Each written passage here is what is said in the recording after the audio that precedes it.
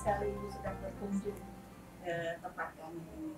Kunjungan ini merupakan sebuah silaturahmi dan itu bisa berlanjut lagi dalam hal-hal yang membangun pendidikan PAUD anak usia dini di Kota Banda Aceh. Saya sangat senang bisa bertemu dengan Ibu. Benar tidakkah Aceh sudah melaksanakan kebijakan kota yang sesuai dengan Presiden tahun 2013 yang bisa diberikan pada usia 6 tahun seperti kota layak anak ini, kota ini menjadi salah satu indikator. Iya, terima kasih.